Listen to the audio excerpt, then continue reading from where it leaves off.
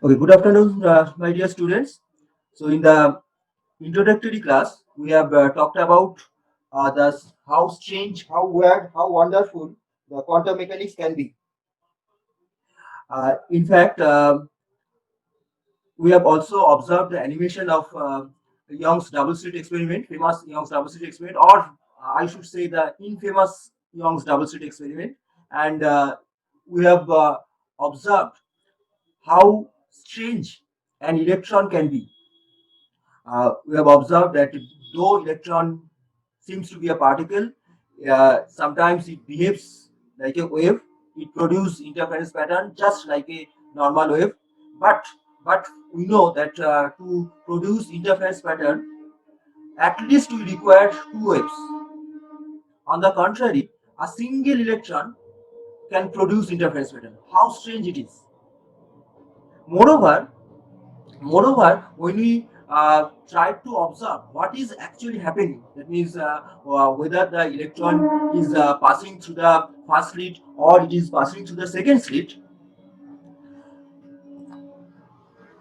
somehow electron knows that it has been watched and it stops behaving like a strange particle. It acts just like a normal tiny particle, just like a tiny marble ball.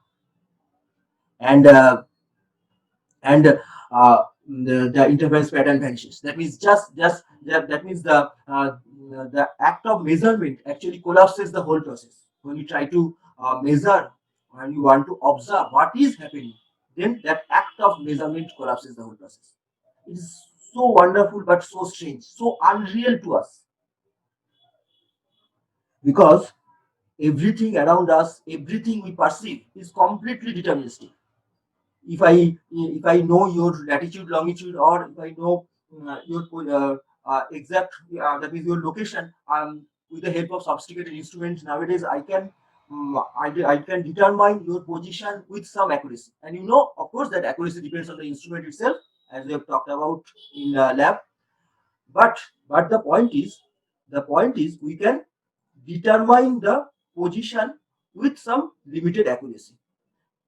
This deterministic approach vanishes whenever we are deep into the tiny building blocks of matter. That means whenever we are in the realm of quantum mechanics, all certainty vanish. We are then into the wild world of quantum mechanics, where everything is predicted. We need some probability approach. That means if I ask you, find me the position of an electron when the electron is rotating around the nucleus, you cannot see. You cannot determine the position accurately. You can say that the probability of finding the electron within this region is this percent. Say you say probability of finding the electron at that position is 10%, 5%. So you can only say with some probability. You cannot determine the position. So this universe is completely unlike our own, and that's why, as I said earlier, that everything we call real is made of things that cannot themselves regarded as real. Now, this strange journey of quantum mechanics starts before 1900. It's only 100 years or more. Specifically in Berlin, that means at the time of 1890, Germany is then recently unified and hungry to industrialize. Engineering companies are working on Edison's new invention, light bulb, a great optimistic symbol of progress. In fact, this humble light bulb this humble light bulb is responsible for the birth of the most important theory in the whole of science, quantum mechanics. At the time, the scientists were working on heating some bodies because the idea comes from the light bulb, because we know that how you increase, or how a light bulb is worked on. When electricity is passed to the filament of the bulb, you know that when the electricity is passed to the filament of the bulb, then the light glows. But have you noticed that you cannot get the intensity and you cannot get all the colors from the light bulb. Initially there is no color coming out of the light bulb when the intensity is very small. But if you place your hand near to the bulb, you can feel the heat. This is because the light which is coming out from it is infrared region. We'll talk about it. Then you will observe the red color, then intensity increases, color changes from red to orange, then from orange to yellow, more intensity, then maximum intensity with yellowish white. Why the color changes with intensity? Now to understand it, we need to look the electromagnetic spectrum. What it is? Now the electromagnetic spectrum is a vast region. Electromagnetic spectrum starts from radio wave, which is generally used for radio broadcasts, FM, AM, you know about it. Then microwaves, we usually use microwaves for our mobile communication. Then infrared, then is our visible region, red to violet, then ultraviolet region, then the better to say smaller wavelength region, X-ray, and more smaller wavelength, gamma ray. To understand how vast it is, the range of length, how vast the range of length it is. If I say we human, what is the height of us? In general, we can say between 1 to 2 meters. The height of a person would be within 1 to 2 meters. So this is the length region we are standing. If you think of a skyscraper, it will be 100 meter. If you think of highest thing in the world that you can observe, you can watch, Mount Everest, 8,848 meter, nearly 1,000. This is the region. All are covered by electromagnetic waves. That electromagnetic wave ranges from more than 1,000 meter to as small as 10 to the power uh, mm, minus 15, 10 to the minus 16 meter. How small it is, let's understand it. Say our fingernail. The width of the fingernail is of the order of 10 to the power minus 2 meter. If you think of dust particle, it will be of the order of 10 to the minus 5 meter. If you think of bacteria, viruses, which we are now afraid of the order of 10 to the minus 6 to 10 to the minus 8 meter. If you go into the atom, that means where quantum mechanics starts, we were in the realm of quantum mechanics, it will be 10 to the minus 10 meter, that is 1 angstrom. The order is 1 angstrom. If you go more into it, you come into the diameter of atomic nucleus. The diameter of nucleus is of the order of 10 to the minus 14 to 10 to the minus 15 meter. All are covered in electromagnetic spectrum. So think of how vast it is. And within this electromagnetic spectrum, within this very large region, only we can see a very small, the tiny region, the visible region. Say 4,000 to 8,000 angstrom only. That is the only region we can see. The rest we cannot visualize.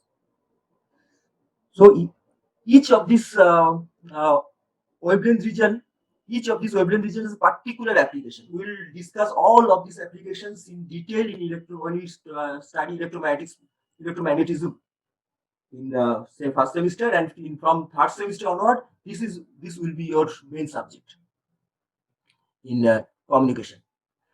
So I'm not going into detail of that. What I want to emphasize here is the visible region, this region, visible region, which, as you have observed, is a very, very small region within this electromagnetic spectrum. Now, let me change the color. Just a second. So this, so if we just zoom on that visible region from the electromagnetic spectrum, because that region only we can observe. So we are confined within this. So this is the red portion. Red has the maximum wavelength. Red has the maximum wavelength within the visible region. And we know that wavelength is inversely proportional to frequency. If you remember, wavelength and frequency are inversely proportional to each other. So red has the smallest frequency within the visible region. I'm talking about only, I'm confined with only within the visible region, as I said earlier. Whereas blue or violet, that has the minimum wavelength, that means maximum frequency. You just need to remember this and to understand it. That is important. That red has the maximum wavelength and minimum frequency within the visual region, and blue or violet is the opposite. It has the blue or violet as the minimum wavelength, and that's why maximum frequency. Okay, beyond red, that means this region, we have infrared region, infrared region, and beyond blue we have ultraviolet. You know all this, all you have heard the term of these two, infrared and ultraviolet. Infrared is this region beyond uh, red, whereas ultraviolet is beyond blue or beyond violet. That's ultraviolet. Okay,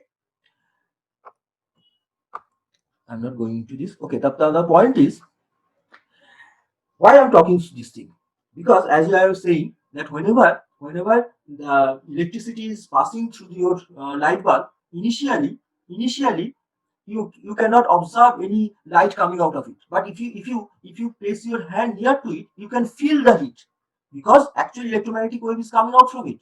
We cannot observe it because it is not within the visible region. It is in this region, infrared region. So we can feel it, but we cannot see it. The heat we can feel, but the light we cannot see. Similarly, if you have a object, say if, there is an iron rod, you hit the iron rod. Initially, you cannot observe any color changing in that iron rod. But if you place your hand near to it, you can feel it, feel the heat. Because whenever it is heated, it is emitting light, it is emitting electromagnetic radiation. But you cannot see it. You cannot see it because it is in the infrared region. Now, if you increase the temperature of the rod, if you increase the temperature or more electricity to the bulb, then what you observe, that color changes. Color intensity increases, and now you observe red color. The rod will be showing red color. The bulb showing red color. If you are using say bicycle bulb, and how the bicycle bulb is used, more paddle you do, that is more mechanical energy you do, the more intensity you will observe, because whenever you are paddle more, that means you are giving more and more amount of mechanical energy. That mechanical energy is converted into light energy, as simple as that. Always remember, always energy is converted. Everything we are doing is just the energy conversion. So, but in that case also, first you will not observe any light coming out of it because we cannot see it. Electromagnetic radiation is actually there, but we cannot see it because then it is in this region. This is infrared region. That's why we cannot see it. More paddle we do, more energy we are supplying, the color changes. The You will observe the red color coming out of the bulb. Red color coming out of the bicycle bulb. Then more paddle you do, the color changes from red to orange. You will observe this region then, because okay. So in fact, if you increase temperature of the iron rod, you will observe this color. If you supply more amount of electricity to the bulb, you will observe this color, and intensity increases also. That is also observed. I'm talking about only observation, no theory.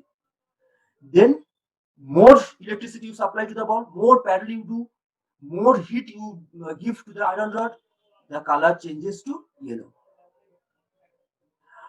and intensity increases. But the point is, if you supply a large, very large amount of energy by paddling or by supplying heat energy or supplying more amount of electricity, still you cannot get to this region. Blue color you cannot observe coming out of your bicycle bulb, coming out of the iron rod. or coming out of the uh, normal Edison bulb. I'm not talking about LED. That is different issue. Why is it so? So scientists at the beginning of 1900 was perplexed. They cannot understand what is happening. Why we cannot get whatever energy we supply, we cannot get the blue color. Why is it so? Because the if you check the difference between the wavelength of red and blue is not very large, still we are not getting blue color. Why? So what they did, they used some particular type of material and heat those materials. Those materials are called black bodies. They made some black bodies and heat them. Now to understand black body, first thing we need the concept of emissive power. What is emissive power? Emissive power of a body is defined at a certain temperature is the amount of energy radiated normally from the body per unit area per unit time for a wavelength range. Lose deep breath. Let's understand it. Suppose this is a body, okay, any body, any object, say your iron rod. Now, if you heat it, that means you supply a particular temperature to it. If you heat that body at a particular temperature, then it will radiate energy in all possible directions. This is the energy, light energy or electromagnetic waves, whatever you say, coming out of that body. So this is the energy coming out of it. Say, think of the sun itself. From the sun, we are getting light energy. Now, if I ask you, what is the intensity you are getting from the sun? What is the intensity you are getting from this body? Then how will you measure it? What you do, you take a small area perpendicular to the direction of light. That means in your rooftop, you just take a small area, take a cardboard, say area of the board is A, and you measure the light energy for some time, say t time, for 5 minutes. You take the light energy and you measure what is the amount of light received on this area. Say amount of energy received is say E. Then intensity is energy per unit area per unit time. As simple as that. That means suppose the energy received by that small area is say 2 joule. So 2, I'm writing it here, 2 by the area. Say the cross sectional area is 0.1 meter square. And time you observe it for say 2 minutes. So 120. So this is the amount of intensity you receive. So intensity is nothing but the amount of energy received per unit area per unit time. Why? We are dividing what area and time, then you need not to bother about the area and time afterwards. Because I am measuring the energy say for 5 minutes and you are measuring the energy for half an hour. There will be no problem at all. Because ultimately we are dividing it by the time, we are dividing by the area. So whether I am taking a small area, you are taking a large area, we don't bother. So this is the intensity. And emissive power is actually the intensity, but we will observe that this intensity or this emissive power of the body changes with temperature and it depends on the wavelength of light coming out of it. We will observe it. Today, everything will observe only. Second thing we need is absorptive power of a body. Absorptive power of a body is again depends on the temperature of the body. That means if I change the temperature, absorptive power may change depending on the material of the body. But the point is, it is just the ratio of energy absorbed by the body to the total energy incident. Say you have a body and the energy incident on it is say 5 joule. So this is your body. So I say I am the body, and when I am on the rooftop, light energy, sunlight is incident on it. Say 5 joule amount of energy incident on the body. Now remember, or you know actually, that whenever light or any electromagnetic energy incident on a body, whenever any type of light energy or any electromagnetic energy incident on a body, some part of the light is reflected, some is transmitted, some is absorbed. That means suppose this is your body, this is the body, you have light is incident on it, some will be reflected, some will be transmitted, and rest will be absorbed. Here, three things always happen with defined amount. Some part generally reflected, some part generally reflected, some part generally transmitted, and rest is absorbed. So here also, whenever 5 joule of energy is incident on me, it is not expected that I will absorb the whole 5 joule. Some part of the energy will be reflected from me, some will be transmitted through me, though it is very small. Rest will be absorbed. Say I absorb, say 2 unit I absorb. Therefore, absorptive power of the human body will be 2/5. So, in general, if I say Q is the amount of energy incident on a body and Q dash is the amount of energy absorbed by the body, then Q dash by Q is the absorptive power. Hopefully, you understand it's a misnomer. It is not a power. It is no power. It is actually a ratio. It is a ratio of two energies. That's why it is also called absorption coefficient. Coefficient may not have a unit, no problem then. So absorption coefficient or absorptive power, whatever you say, is just the ratio. And hopefully you understand that maximum value that can be attained is 1. What that means, when Q amount of energy is incident and whole Q amount is absorbed by the body, then the absorptive power is maximum, that is 1. And when Q amount of energy is incident and nothing is absorbed, that means Q dash is 0, then absorptive power is 0. So range of absorptive power is between 0 to 1. When the light energy is incident on the body and it is completely absorbed, no reflection, no transmission, fully absorbed. Whatever energy is incident is completely absorbed. Then that type of body is called black body. Black body is an opaque body which is capable of absorbing the whole radiant energy incident on it without any part getting reflected or transmitted. No reflection or transmission. Whatever energy is incident, absorbed.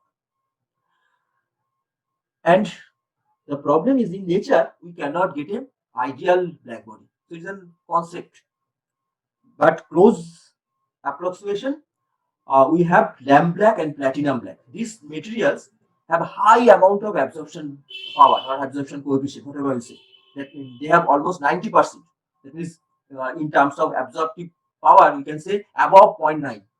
That means when light energy is incident on it, 90% or more than that can be absorbed, but not 100%.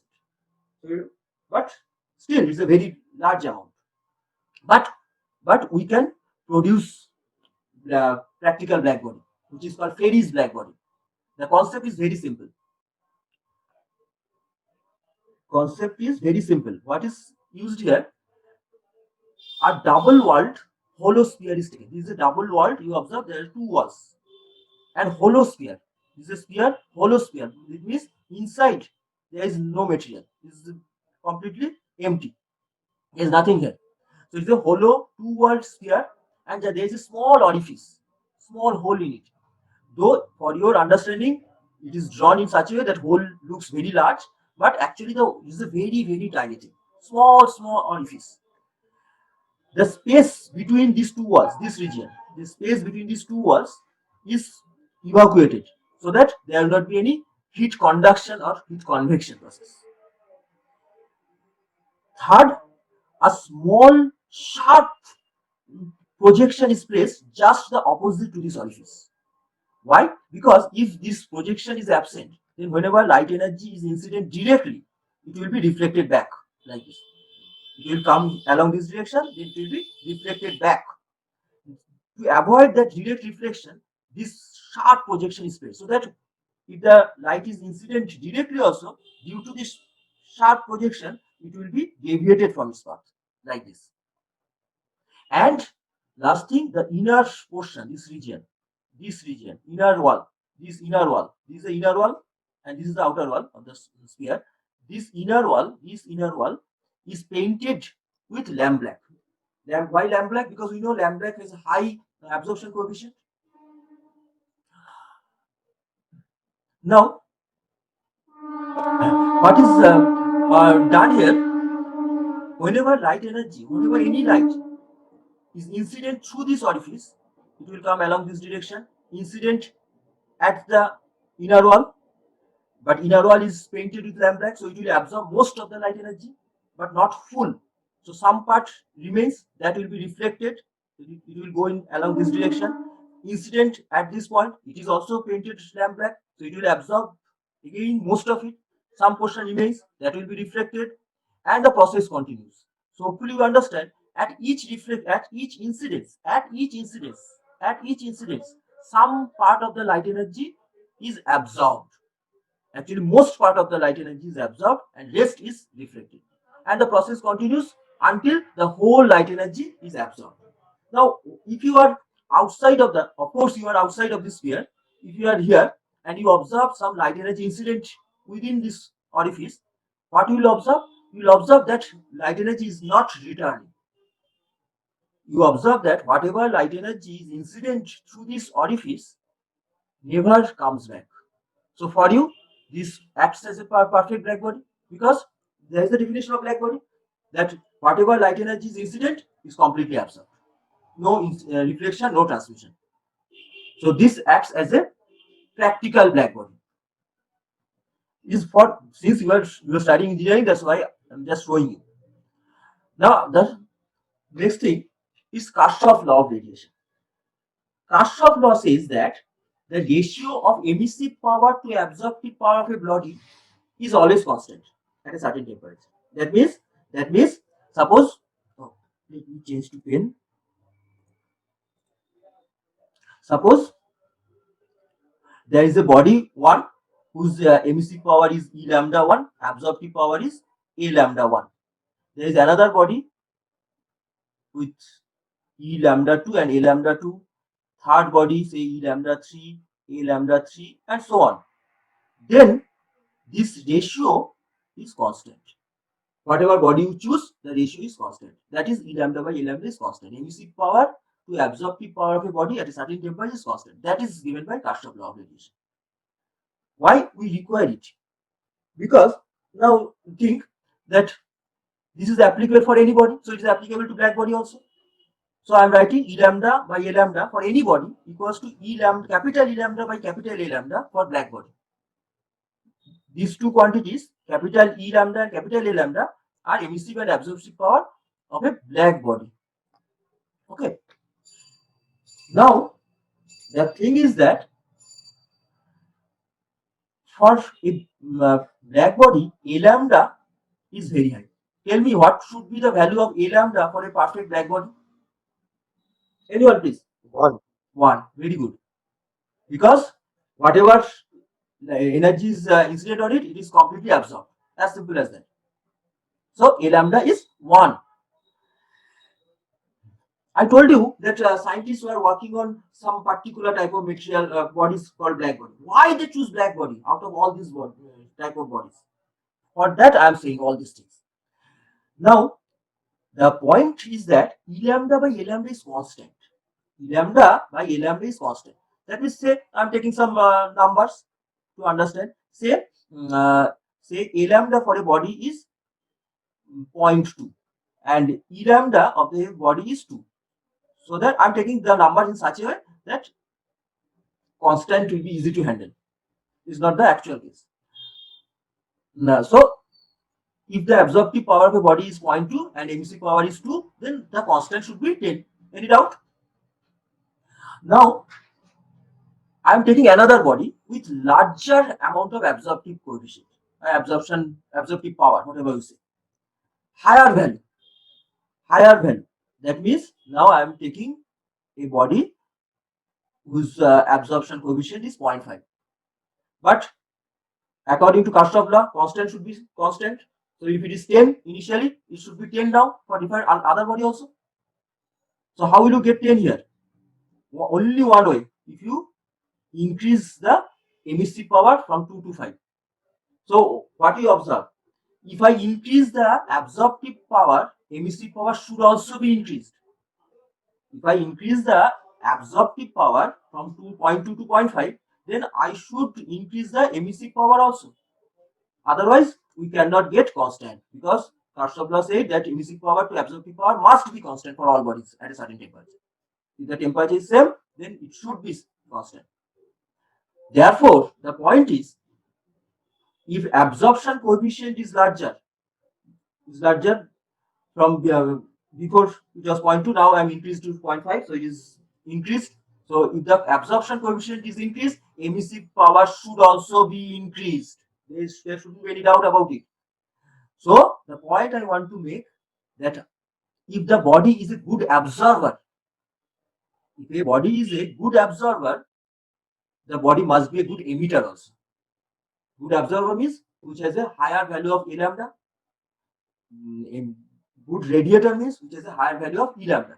So if a body has higher value of A lambda, automatically it must have a higher value of E lambda. And as you have mentioned, black body has the highest possible value of A lambda. Maximum value 1 it has. Therefore, its E lambda must also be maximum possible value for any type of body. So the point I want to make is that black body we know is a good absorber. From its definition, we know. From the working principle, we know that black body is a good absorber. But from Kirchhoff law, we also know that it is a very good emitter also. That means it will, when you hit it, it will radiate all types of radiation possible. That's why scientists choose black body over all the other bodies for this type of experiments, because black bodies are not only good absorber, they are good emitters also.